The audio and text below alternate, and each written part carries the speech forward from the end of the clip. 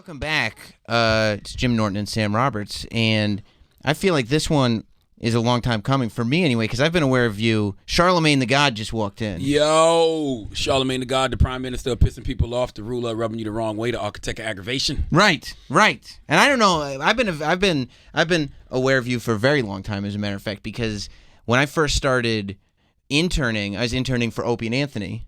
The legends. Yeah, and I was driving around though in the afternoons listening to Wendy Williams. Okay. And I was listening before Charlamagne showed up. Word. And then one day Charlamagne. So when you started doing stuff with Wendy Williams, like in hindsight, my theory was always that she kind of brought you on because she had to take a little of the edge off herself because she was going into that mainstream spot. You know That's what I mean? Fact. And that you were brought in for that edge. That's a fact. Yeah. Yeah, I remember.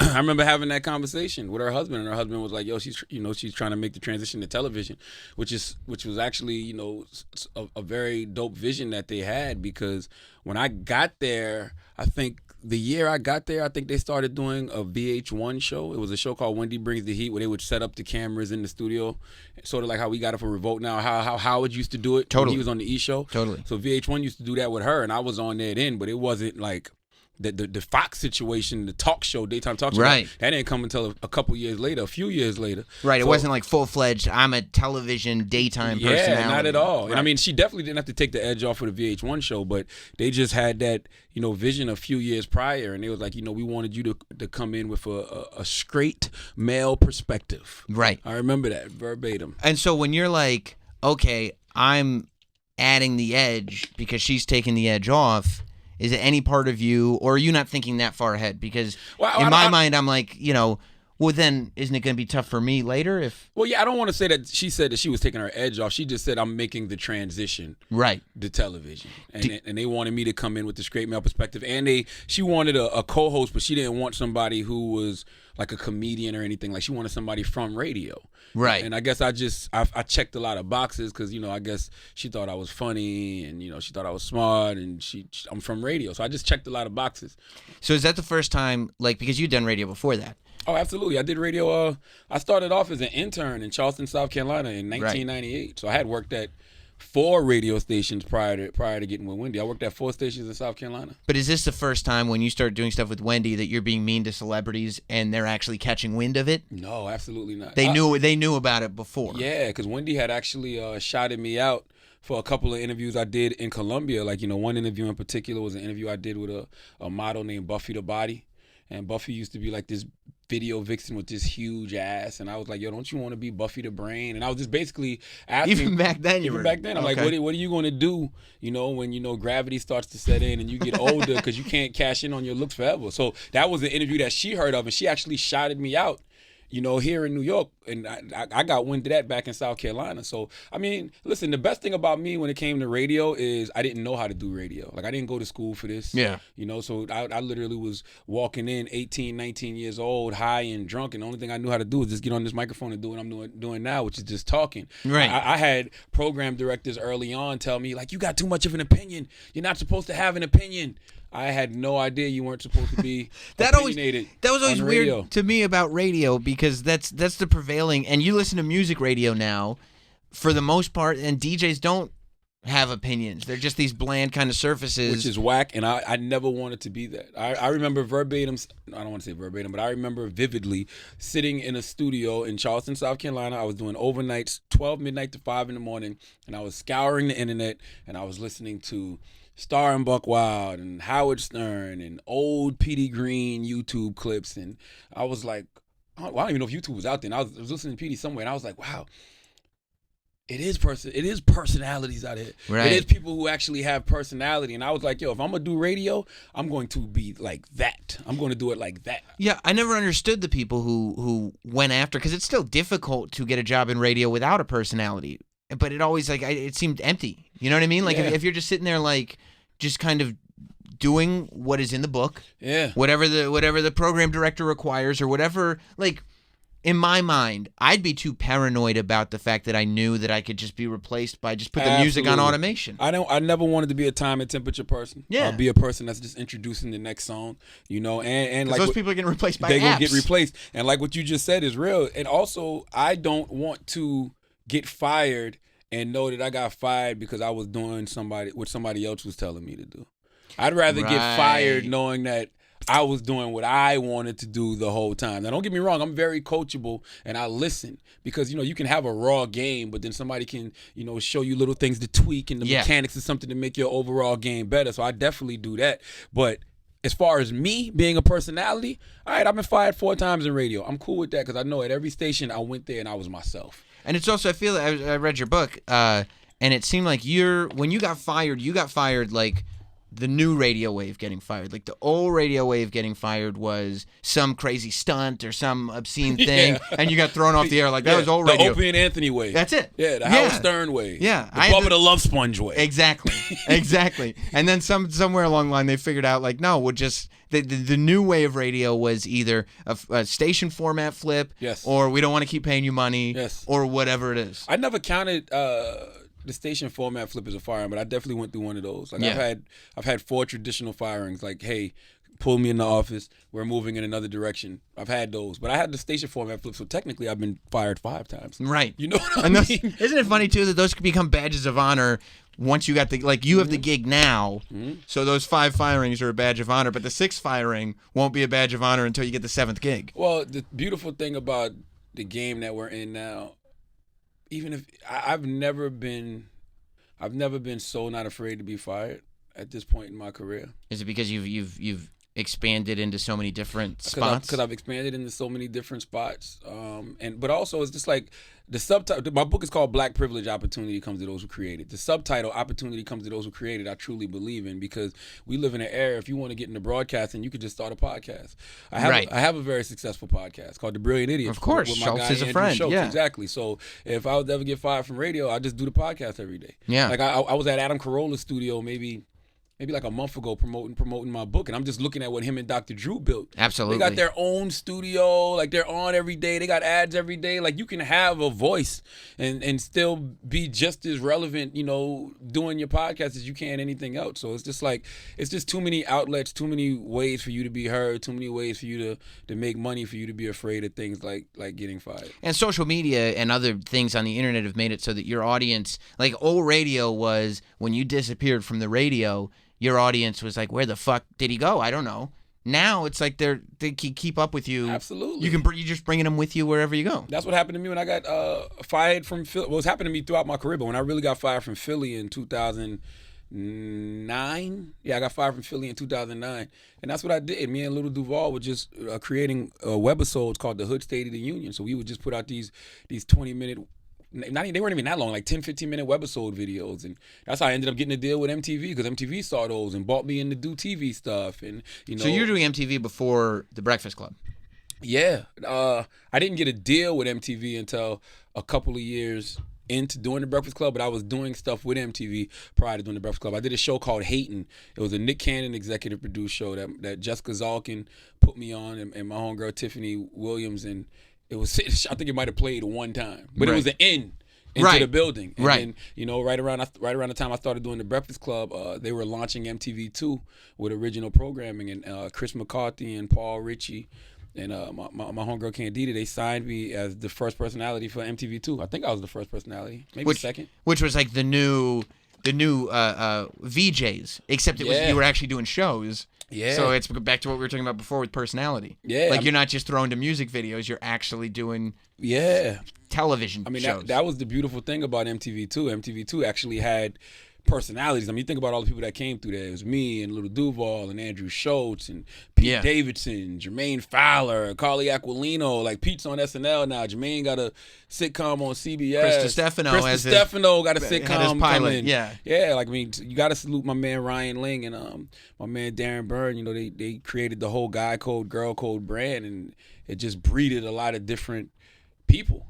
So like when I before I had my own show and I was still working with Opie and Anthony, right? I was looking at the landscape of things, and I was realizing that radio personalities are drying up quick. And I was looking at who's successful in podcasting, and then now there are a few more podcasting personalities, but then it was more the comedians, the actors, the people who had something else going on that already had an audience and they could start a podcast.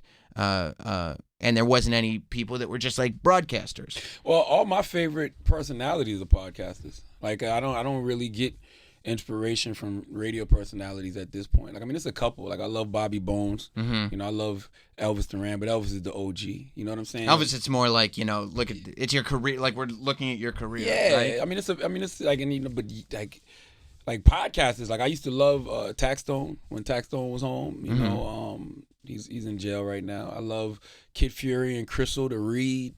You know what I'm saying? I love Jesus and Mero. Like those are the people who I tune into every week on their podcast. I mean, like, and to me, those are just, they're broadcasters, because those are guys who actually created a lane just based off what was coming out of their mouth. It wasn't like I love Nori's Drink Champs, but Nori was a rapper. You know what I'm saying? That's what I'm exactly. I love Joe Budden's podcast, but Joe Budden was a rapper. Like, they had an audience. Yes. Like, these people didn't. Right. Kid Fury started off on YouTube doing YouTube videos. I used to watch those, and when he got a podcast, it just made sense. And I loved, you know, his partner Crystal, and the same thing with Tax. Like, I bought Tax in because I thought he was funny on Twitter. Yeah. So I bought him on my podcast, The Brilliant Idiots. He was great. Next thing you know, he's got a hit podcast. Same thing with Jesus and Mero. I heard of them first because of social media and podcasts. So, like, to me, those are people who blew up broadcasting. The only thing is, though, it's taken away this thing where maybe 15 years ago, you could go to a program director, you could talk to somebody who's in radio, and you could say, I'm the future, like, you got to give me a shot because I'm going to be the next big thing. And now,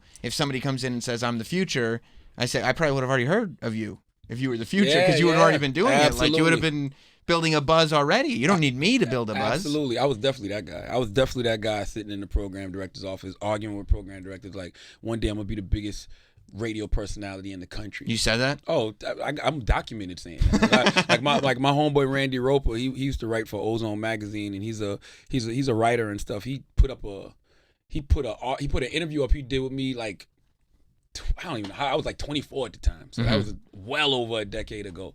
And I was like, yo, I feel like I'm the best radio personality in the country. Did you believe that at the time? Yes. That's the key, isn't it? Because I looked at the landscape. You know what I mean? I looked at the landscape. I looked at who was out there.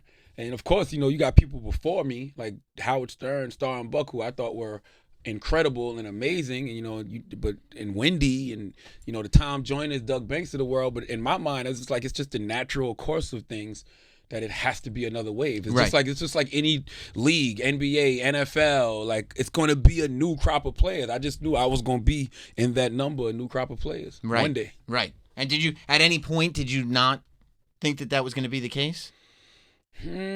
Briefly, after I got fired from Philly. And I got sent back. Well, I went back to South Carolina, and at the time, I think I was like 29, 30, and I had is right that age where it's like, I can't really fuck around anymore. Like Biggie Smalls said, being broke at 30 give a brother the chills. Right. I started to say the N-word, but I'm trying not to say that no more. Is that right? Yeah. How come?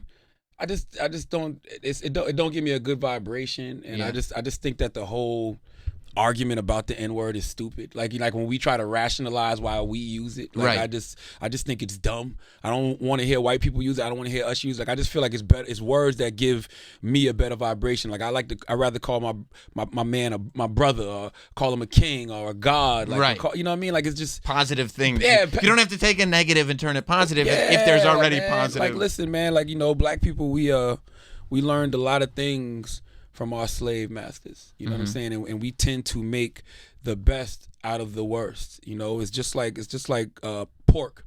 You know, we used to make the best out of the worst of the hog. You know, chitlins and shit like that. But as you grow and as you evolve, you don't eat pork at all anymore. Right. You know what I'm saying? So, like, that's just how I feel about the N-word. Like, I just feel like it's better words that can give me and my people a better vibration. But we were making the best of this because we had to eat it. Yeah, we don't have to eat it. I don't have to use like when you don't know your language, and you don't know how to read and you know how to write, and you got a slave master constantly calling you this word, so you start calling your own people that because you really don't know any better. Sure. Like, that's like, once you know better, you got to do better. Like, I don't subscribe to that whole this is our word now. We not giving it back. Like, I don't want the word. Have you been that way for a while, or did Bill Maher help to usher this in? Because I only say Bill Maher because that's the latest sort of guy to start that argument again. Every year, it's something that makes you question whether you should use that word. But prior to that, like, I grew up, and I'm only using the word now because I'm referencing the title of a book. But one of the first books I read that helped me to transcend my circumstances was called "From Niggas to Gods" by Akil. And in that book, he talks about how we should not be submitting our will to the N-word devil in us, but submitting our will to the God in us. And he was like, yo, we got to return everything we learned from the slave master back to the slave master, including the N-word, including that attitude, that behavior that comes along with that word. Like, and I always knew better. Like, and you listen to any of your elders that grew up in that era, they despise that word. Right. They don't, of course they do. It's a word of oppression, you know. So I'm striving to not use it. Okay, so don't hold it against me if you hear me. It's a work in progress. It's a work in progress. It's an evolution, as you said. That's all. That's all. It's a work in progress. As people, we evolve. I wish I'd had those kind of influences, though. I mean, I know they have to come from pain, and I'm lucky to not have that kind of pain in my past. But like that sort of like we come from gods, where this like holding yourself up is the exact mentality and confidence that it takes for somebody to at 24 be like, no, I'm the best radio personality there is. Whereas me at 24, I don't know. Oh, no. No, I don't know. I'm trying. You know, I'm doing my best. I knew from the first time that I got on the microphone that I don't want to say special. I just felt like this is what I like to do. Right. I had other people. It's what I meant to do. What I meant to do. And I had other people tell me I was special at it. But I never, even now, I don't buy into that kind of stuff. Because my father would always say, you're never as good as they say you are. And you're never as bad as they say you are. But I do like the positive, reinforcement that I get when somebody tells me I'm good at what I do. Like my homegirl, Tessa Spencer. Tessa's from Charleston, South Carolina. Ironically, she did a show in the market called The Breakfast Club. So they were like the big morning show when I was growing up in Charleston. So when I first started doing radio, on that station part-time, she called me one day and just told me I sound good. And I said, thank you. And she was like, no, you sound really good, like a natural. And I was like, wow, like that meant the world to me. Right. This was Tessa Spencer telling me that I sound like a natural. So that kind of like put a battery on my back. Isn't it amazing too? It's like that one person, because they know, right? Because they do it, is going to outweigh 100, whoever they are, program directors, people on Twitter, whatever it is, people who haven't done it.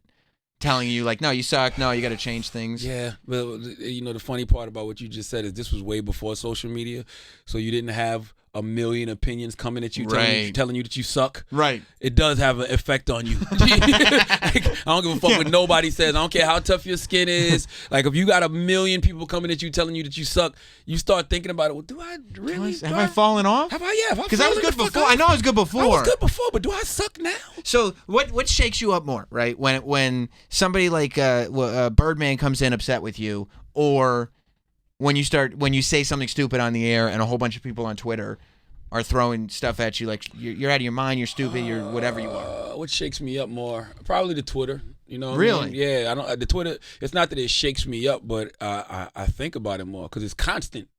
You know what I'm saying? They keep hitting you. Yeah, it's like, what the fuck? You're like, you know what I mean? And but you do have to realize two things. You have to realize that when you put things out there into the atmosphere, like, whether it's art, an opinion, whatever, you have to understand the rule of 10. And that's something I talk about in my book. 3 people going to agree with it, 3 people going to disagree with it, and 4 people just going to be on the fence about it. You know what I mean? It's just that a lot of times the people who disagree with it are loud.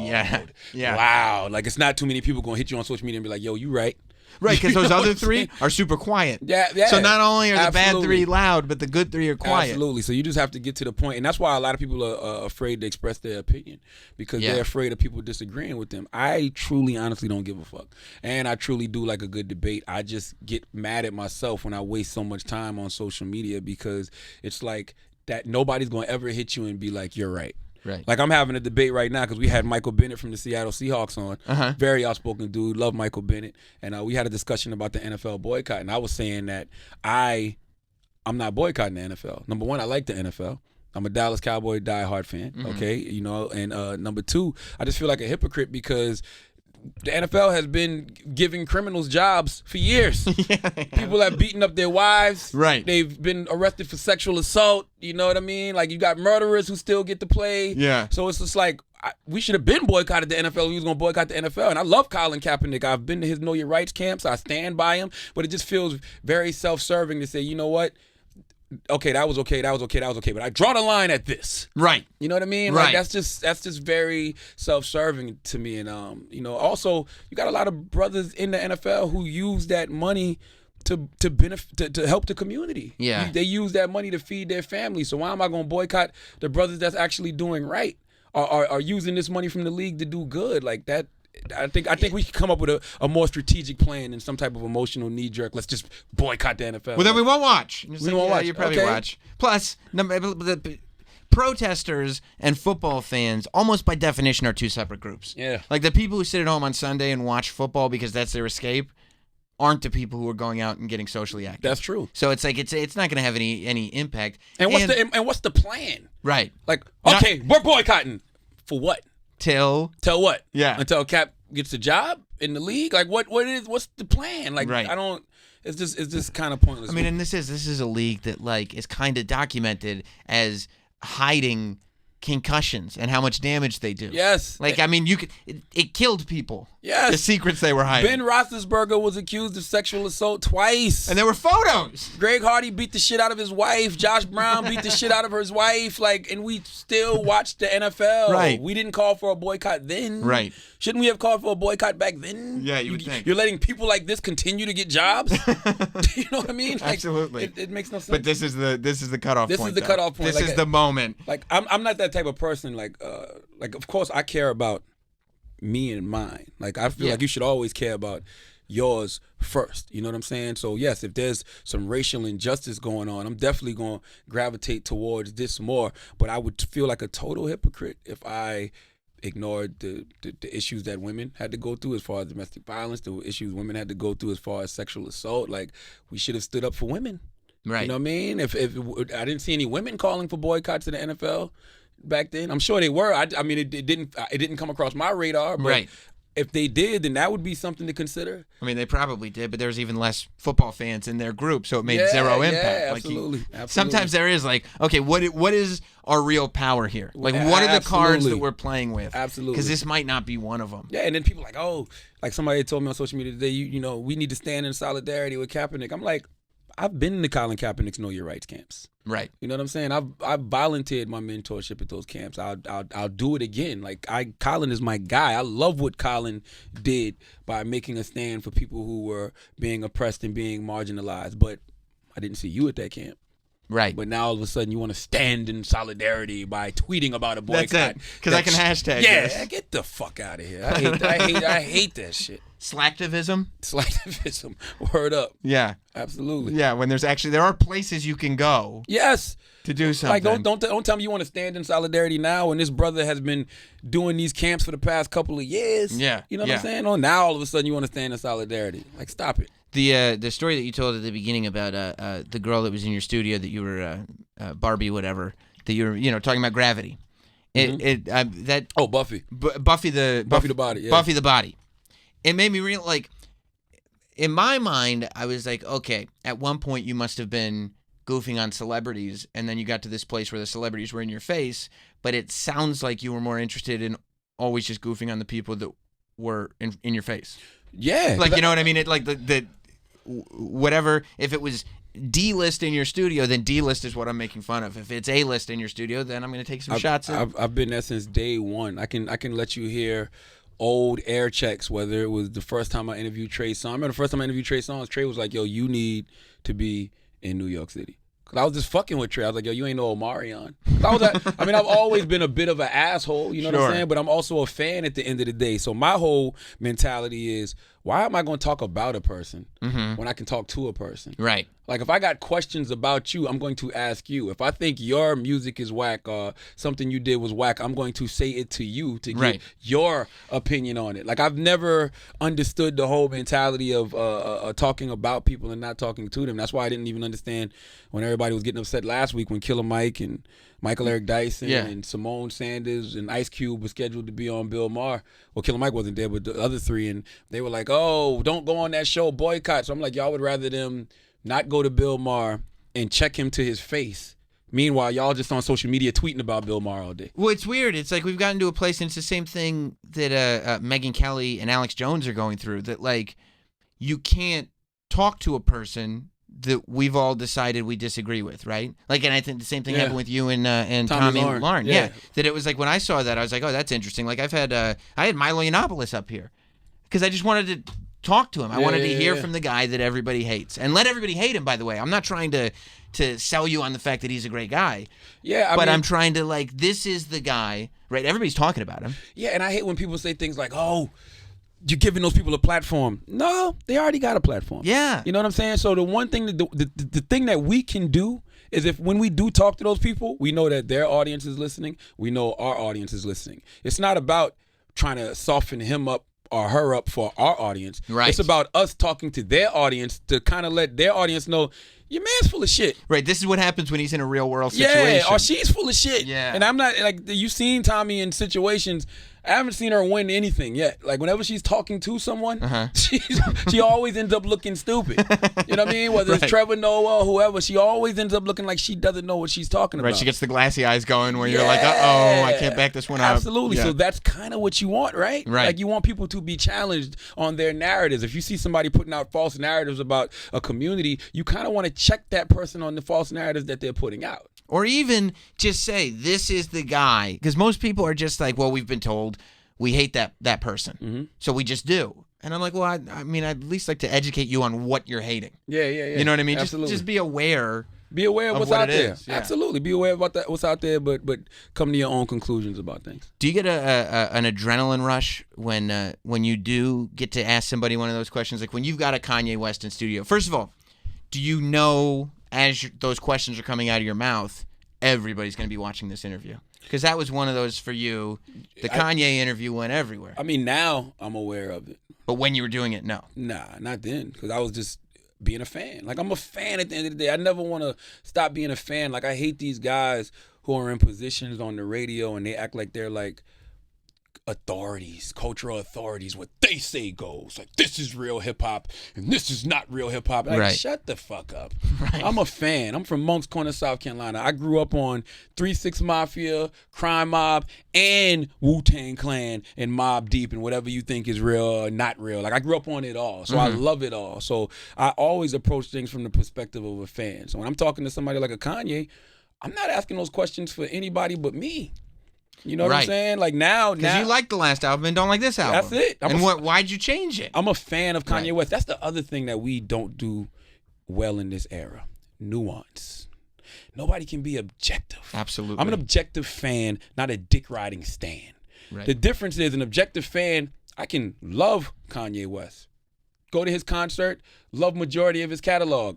When he plays some shit from Yeezus, I sit down. I'm not into it. Right. You know what I mean? Like, just because I say that your Yeezus album is whack doesn't mean that you're whack. Right. I just didn't like this project. Right. You've got 6 or 7 other bodies of work that are great. Yeah. You know, same thing right now I'm going through with Nicki Minaj. I think Nicki Minaj is a dope artist. I just think she's kind of whack right now. Like, I haven't heard anything lately that's like, damn. Wow. As a matter of fact, on the way here, I was in the car, Up All Night was on, and I'm like, yo, Nicki used to go hard. Like, what happened? Right. Like, that don't mean I think she's whack.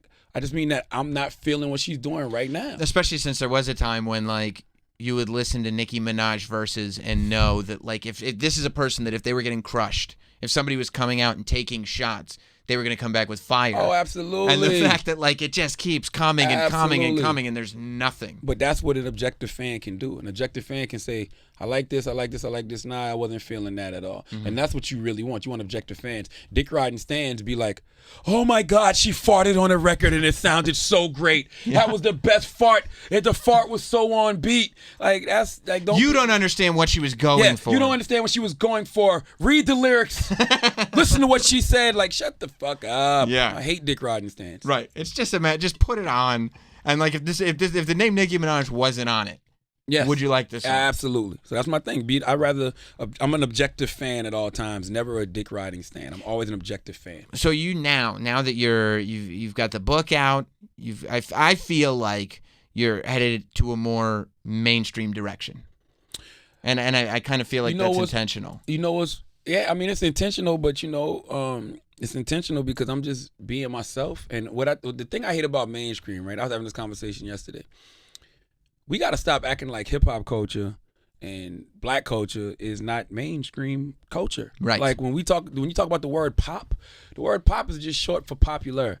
There is nothing and has been nothing that is more popular than hip hop. Mm-hmm. Hip hop is not just a genre of music, it's the way we dress, it's slang, it's everything. You know what I'm saying? And it's just like, yes, it is something that derived from black culture, but hip hop culture is something that everybody embraces. So It's like, to say I'm mainstream, that should be kind of expected right now. Like, shouldn't a voice from the hip hop culture be like a quote unquote mainstream voice if hip hop is the most popular culture? Yeah, but but do you, like, for instance, like I do a lot of pro wrestling stuff, right? Mm-hmm. Like, and I have a big fan base of pro wrestling fans, but I also know that at points, like, I have to venture outside of that so that people don't view me as one-dimensional. Is that a concern of yours? No, like, that people see you as the Breakfast Club hip hop guy. That's a great question, Sam. And the reason that's a great question is because I listen to a lot of hip hop. I listen to a lot of hip hop content. You know what I'm saying? I listen to a lot of personalities, and I always say to myself, like, he's putting himself in a box. Right. Because all he's talking about is hip hop. Right. The thing about hip hop is, I don't care if you go back to KRS-One, Chuck D, Rakim, like Wu-Tang, like they always talked about an abundance of things. Like hip hop has always talked about religion. Hip hop has always talked about government. Hip hop has always talked about what's going on in the street, what's going on in the community. It never was just about the music. Like, it was just always about social issues and life. Right. So for me, I'm a kid whose mother was an English teacher, whose mother was a Jehovah's Witness, whose father studied Islam and was a Jehovah's Witness. I was doing the Book It program. I was reading Judy Blume and Beverly Cleary books. I was, I was watching Super Fudge. I was watching, My Girl with Macaulay Culkin, but also watching Boys in the Hood and Menace to Society. Yeah. So I'm an abundance of things. I'm a Marvel Comics head. I grew up reading mad Marvel comics. So I grew up watching wrestling. Right. Like, that's just all content. Like, none of that is just all hip hop. And if you listen to artists from back in the day, Wu-Tang would reference kung fu movies and wrestling and comic books, like everything. So it's just like, who says hip hop has to be in a box? Hip hop is like one of the most diverse things out here. And isn't it amazing too that when the further out you go, the more you realize you can pull this from there, pull this from here. Like, even something as silly as pro wrestling. Like, I just like it, whether it's some kind of lesson in presentation, or whatever it is, like comic books. Two things. I take pride in being the guy who can sit down with Hillary Clinton, but then sit down with Kodak Black. Mm-hmm. Who can sit down with 21 Savage, but then sit down with Michael Eric Dyson, right? But to your point, one of the principles in my book is put the weed in the bag. That is a reference from the movie Belly. Mm-hmm.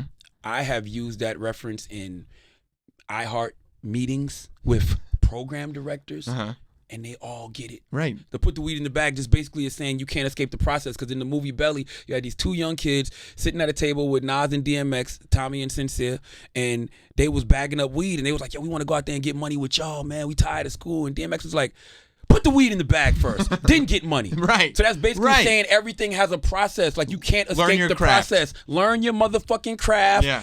Take the steps that you need to get there. Go through the process first, and then get money. Every time I use that analogy, it's in my book as one of my principles. Everybody I meet from all walks of life, no matter what show I'm on, it can be The View or it can be doing Joe Budden's podcast, they bring that up. Mm-hmm. That put the weed in the bag principle. That's just a universal principle, because everybody going through the process is a universal thing. Right. You have to go through the process. Whatever the process is. That's just the steps. You can't shoot a girl's club up, meaning bust a nut in her, and then the baby comes out tomorrow. Right. 9 months. There's a 9-month process. If it does come out tomorrow, sorry. You know what I mean? Or no need to buy a crib. Right.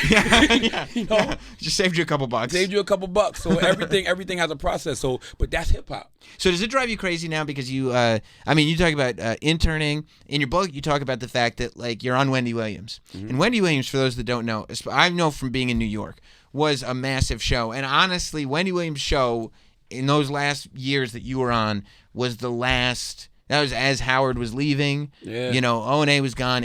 Buck was gone. Yeah, it was the last talk show on radio. I mean, it was the last show that was like, a real, like, talk show. I don't know. There was nothing else in that format at that time. Nah, you're right.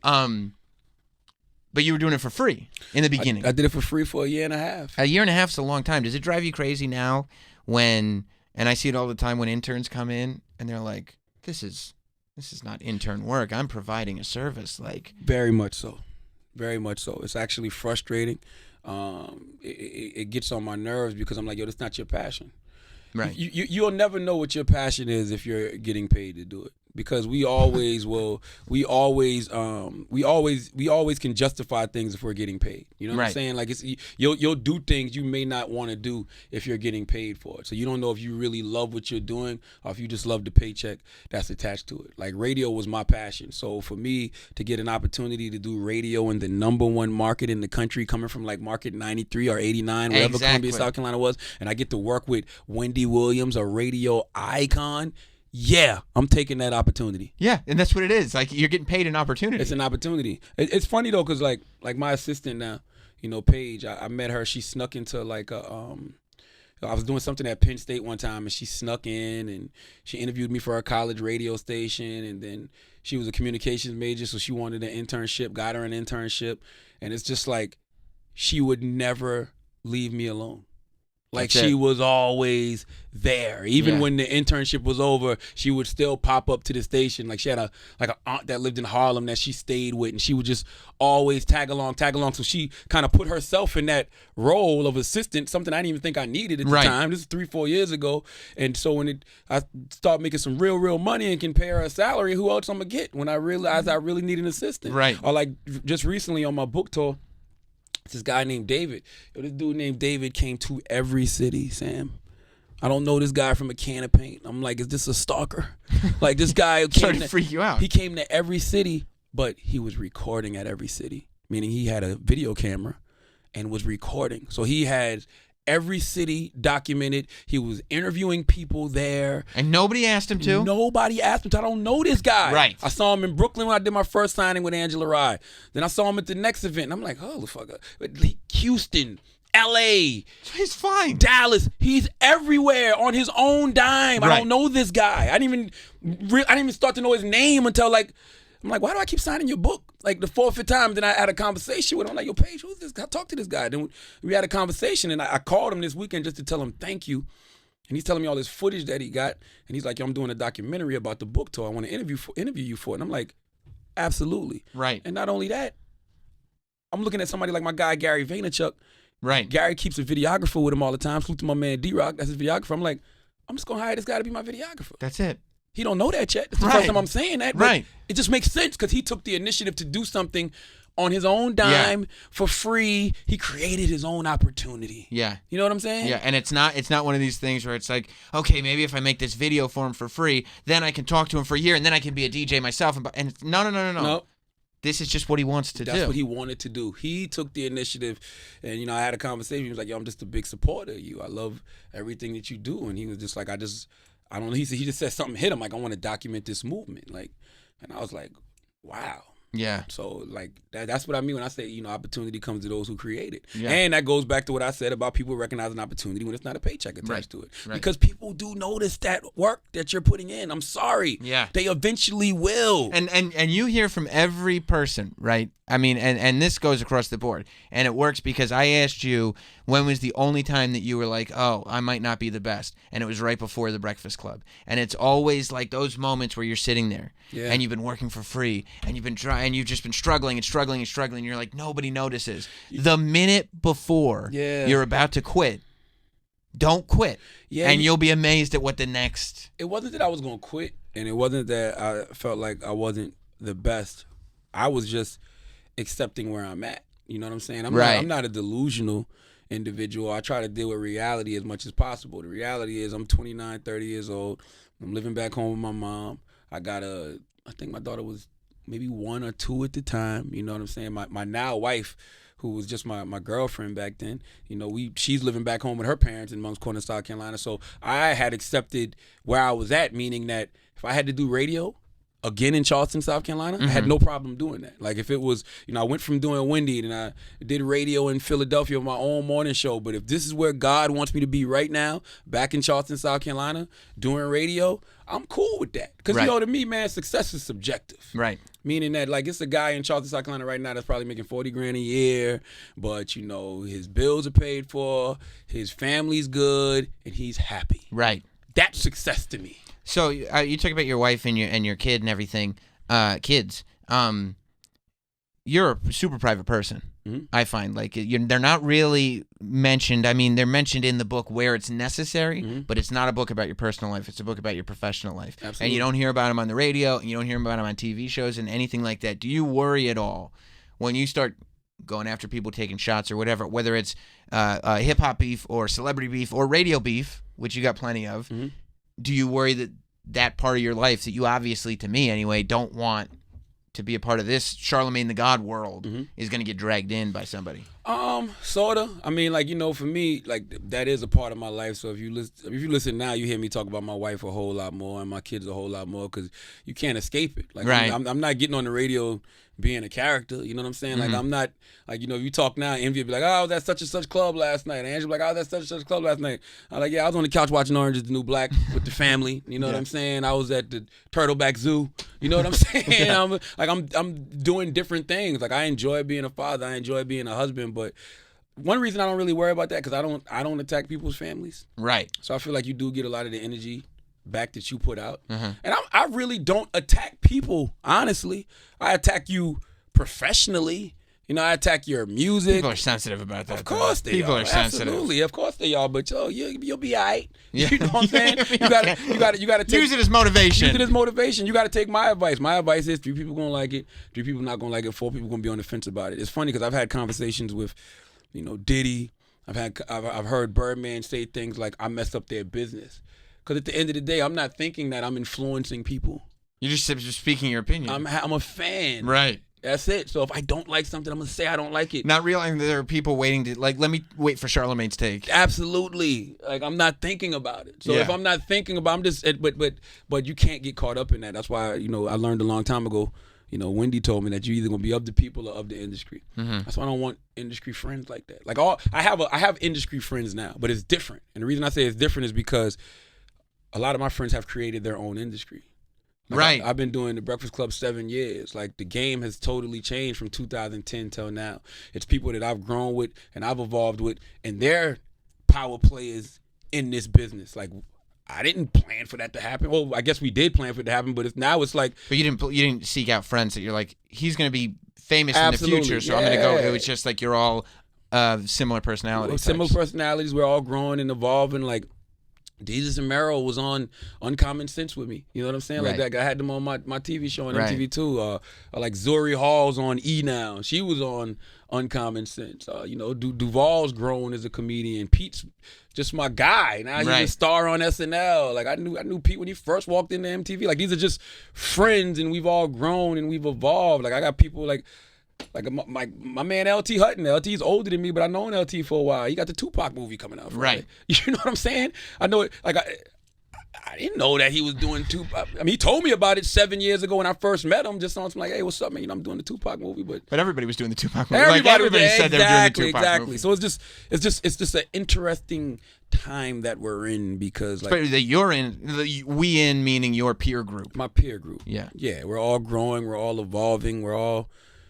Staking our position. Yeah. In this culture. What's that thing you were talking about where you're it only makes sense that there's another class, another evolution of it. You're finally starting to get there. Absolutely, and it definitely is. I mean, I listen. I love throwing assists more than I like scoring points. So I'm always looking for that next voice, that next person. You know what I'm saying? That next talent, because I want to do what I feel like people did for me. People gave me a helping hand, or people pointed me in a right direction. I feel like that's what we're supposed to do. We're here to make other people's lives easier.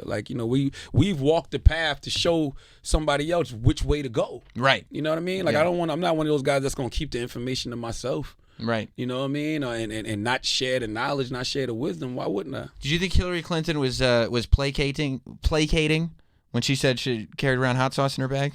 No, I thought she was serious because I watched the old interview from 92 or something, and she said that she keeps Tabasco on her hot sauce because it helps her immune system. Mm-hmm. So that was a real thing. So I don't think she was. But I mean, listen, she's a politician. All politicians pander. Right. You know what I'm saying? Right. Like Hillary just gets flack because she panders to black people. But let's be clear. All Democrats pander to black people. Right? Like, and all Republicans pander to rich white people. This is the first time we saw Donald Trump pander to poor white people. Right. You know what I'm right. saying? That's what happened. That's right. Politicians pander. That's what they do. They shake hands. They kiss babies. They tell you what they want you to hear because they want your vote. Like, that's the way the game goes. Like, it is what it is. So the book's called Black Privilege, and it's not. I think a lot of our listeners are going to be like, "What? Like, it's not a militant black privilege book. Like, stand up, I'm black and I'm proud." It's take pride in whatever privilege it is that you were born with. If you're black, if you're Hispanic, if you're white, like, it's all privilege. I feel like first of all, life is a privilege. Right. I mean, I give the analogy all the time when your father busted off in your mother, it was like 400 sperm cells.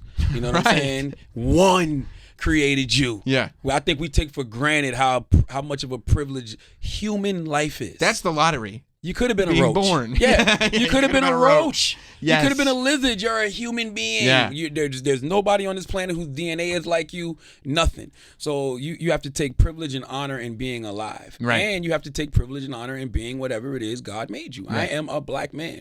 So I take pride in being black. You know what I mean? It is a certain thing that comes with my blackness, you know, that's really dope to me. Mm-hmm. My father used to ride around playing James Brown, Say It Loud, I'm black and I'm proud. Like, you know, the people walking around with the Malcolm X hats and the African medallions. Like, it's a certain thing about black culture that is very dope to me, and I think it's a privilege and an honor to be in this black skin. And guess what? If you're white, you should feel that way too. Right. If you're Asian, you should feel that way too. If you're Jewish, you should feel that way too. And I feel like we all have to use our respective privileges to combat whatever prejudice is out there. Like, if you're a white person, use your white privilege to combat prejudice. You know what I mean? If you see somebody that looks like you and they're being racist and they're being a bigot, check them on that. If you're a man, use your privilege, your male privilege, to combat sexism. If you're a straight man and you see a gay person getting bullied, use your straight privilege to, you know, come to the defense of this homosexual. Like, that, we all have to use our privileges to combat prejudices. And instead of aligning yourself with, like, and by the way, like privilege doesn't mean and fuck you because you're not. Like, it's not like not at all. Like white privilege, and if you're not white, you don't have the privilege. It's like no. Like it's about aligning yourself, I think, with what you were talking about, with other people who are prideful of whatever it is. Yeah, because words mean something. Like, right. You know, of course, privilege means, you know, a set of advantages granted to a certain community, but privilege also means an honor to be. You know what I'm saying? Mm-hmm. Like, it's a privilege and an honor to be whatever it is you are. So I think it's a privilege and an honor to be black. So it's so the book is principles that Charlamagne lives his life by, but it's a half memoir too, in the sense that, like, you're going over where you came from and how you got to where you're at. And I think that that's a valuable story because, you know, there's a lot of people trying to figure out how to navigate this world, especially in entertainment and personality-based whatever. And I think listening to other people's stories of how they got there is not going to clear the path for you. That's not a road for you to walk down, but it's at least, like, using the principles to apply to whatever it is that you want to pursue, whatever you're passionate about. Well, that's what I tell people all the time. It's like, and I don't want people to read this book and think that it's a blueprint to be the next Charlamagne, or even a blueprint to be in radio. It's just a blueprint for you to be inspired and be the best you. But I was able to. I tweeted you about it. I slammed through it on an airplane ride. I ended up just, like, going through the whole thing, and the stories I can't keep out of my mind are the stories of you as a kid. Yeah. In school, having a good laugh. Good laugh, man. A good laugh. My God. Me and my. There's you. I want to. You tell this story, right? You explain what a good laugh is, where it's you and your buddy, and it's just pranks, and you'd say that's a good laugh. Good laugh. And that's like, we go, good laugh, good laugh. And so I'm sitting there going, like, oh, we're gonna get some stories of innocent pranks, and you're like, yeah, we had this one teacher, and he had giant testicles, and he had these tight pants. You could see his giant testicles, and I'm like, oh, where's this going? And then you're like, so we snuck under the desk and we stabbed him in the balls with a pencil. And I'm like, a sharp number 2 pencil. And the shit was so funny because he kicked his leg up because he had one of those desks with just the four legs where he kicked his legs up and the desk went up in the air. Like, we were terrible. That's like assault. That's like... Nah, we were terrible, man. Like my one cousin, he put his hand in his pants and he had a little bit of shit on his fingers and he told the teacher she had something on her nose and she was like, where? And he was like, right there. And she was like, where? And he was like, right there. Rubbed the shit on her nose. Like, we was ruthless. Horrendous. Yeah. We definitely, it was all about pushing the boundaries. How much could we get away with? Isn't it amazing that, like, you would never do any of those things today, but they're still funny. Like, they're still funny. Absolutely. In that lens. Because you think about, damn, we was really stupid. Yeah. That's why I don't judge a lot of the things that, even though a lot of things I see now are like really dumb. I'm like, yo, this is really stupid. Like, we were really stupid too.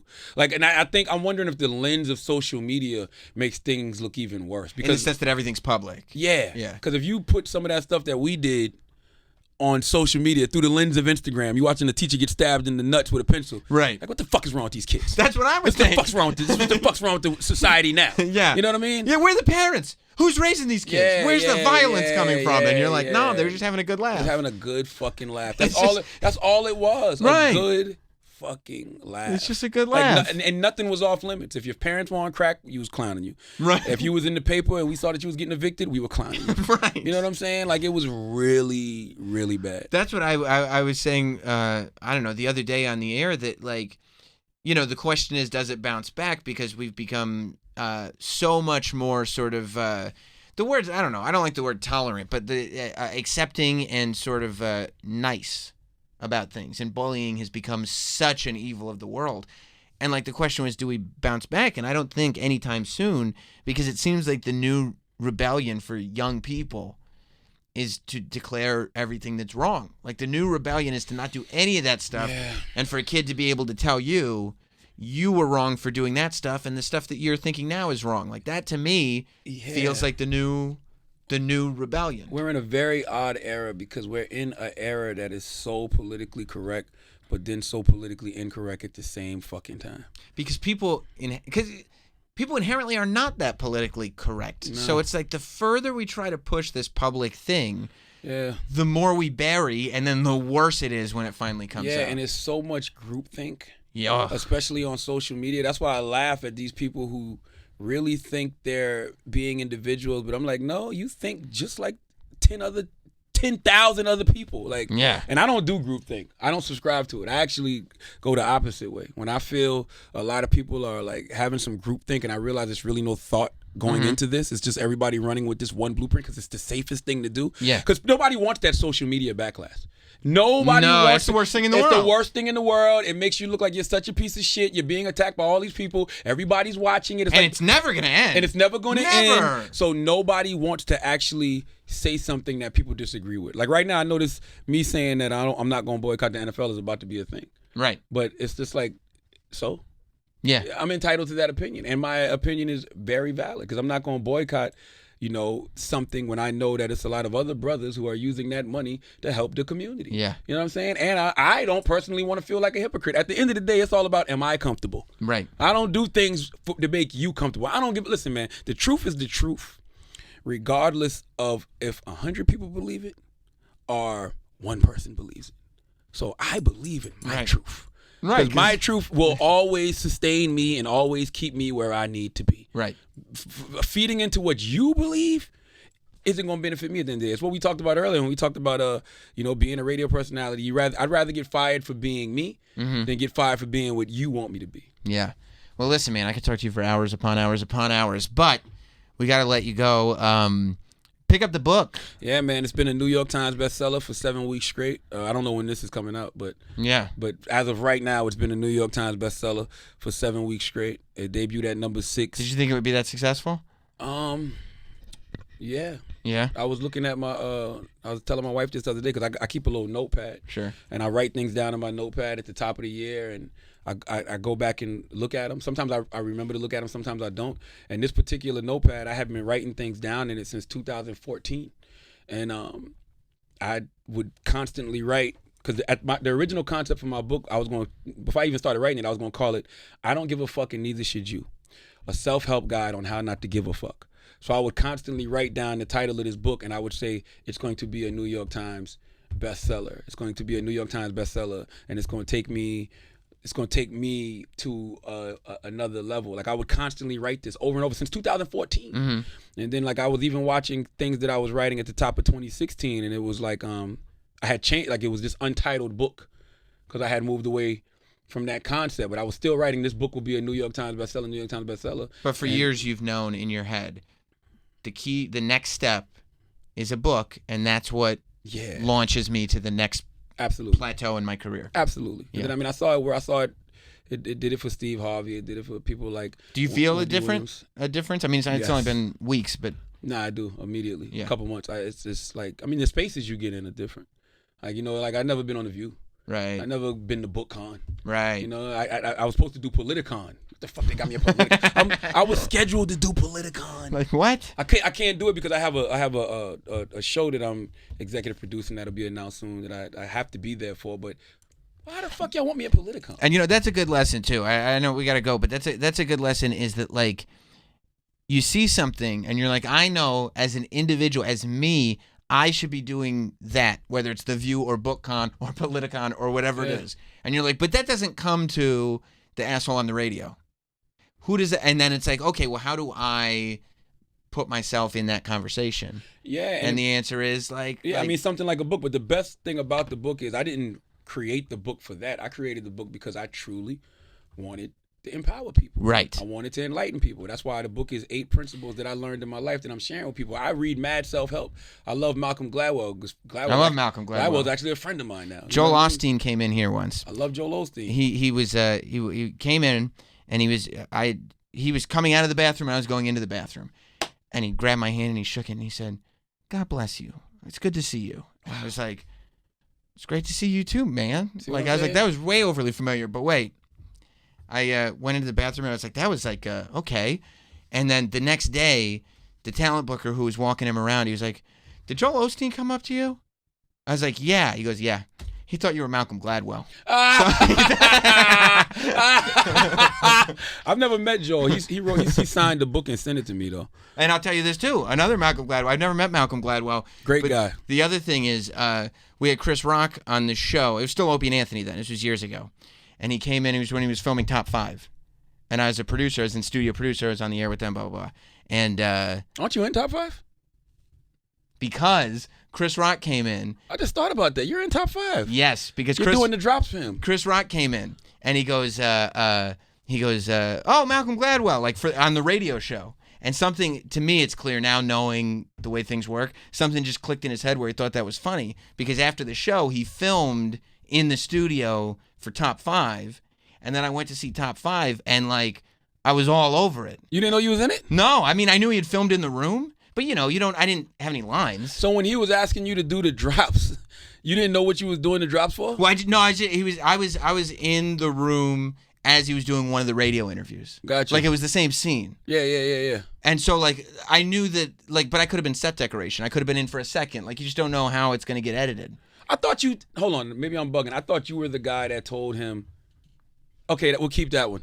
No, it was the same scene. Okay. That was, I'm blanking on his name. That was a comedian. Fuck, I'll think of it as soon as this is over. But just before, when he's doing the tour up here, Sirius, he goes in and he does Opie and Anthony. Got you. Okay. And I'm in the room with them. Got you. You are. All right. And in my head, I'm going like, I'm probably not in this. Like, they probably just crop me out. It's easy to do. But like the reason you thought that was me is because I got more screen time than anybody in that thing. Yeah. And I'm convinced to this day it's just because he got a kick out of the fact that he thought I looked like Malcolm Gladwell. Hilarious. But I love Malcolm. I love Ryan Holiday. I love Robert Greene. I love Wayne W. Dyer. So I just wanted to create a self-help book for the hood. And just to put a bow on it, I wanted to create a self-help book for the hood. And I put that energy out there, and that energy is coming back tenfold. So I always say, I even say in the book, it never hurts to help. Right. So this book is something that I'm hoping helps people. And I feel like I'm getting a lot of good energy back. That's taking me to another level. Well, there it is. I mean, I'm happy it's out. I enjoyed it thoroughly. Everybody should go out and get the book. And what other projects do you want to plug? The Breakfast Club is every day, Monday through Friday, 6 a.m. to 10 a.m. We're in 70 markets now, 150 countries through the Armed Forces Network. Crushing on YouTube, too. Killing on YouTube. The Brilliant Idiots podcast. You Yes. can listen to that every week on iTunes, SoundCloud, whatever else. And I got a lot of shows that I'm executive producing that people are about to see really, really soon. It's funny because one show starts tomorrow. We start filming on that tomorrow, and then the other show starts filming next week. I'm not on the show that starts tomorrow. It stars a talent that we all know and love by the name of Nore. So salute to Nori. You know what I mean? Nice. The show I'm on next week is a show for MTV, because we bringing back the culture at MTV. You know what I mean? You see Ludacris hosting Fear Factor, and my man. It's a lot of good things coming to MTV, and one of the shows I'm executive producing, we start filming next week. So, well, whenever you want to plug these shows, hit me up. Come Absolutely. back, man. Thank you, Sam. Good talking to you.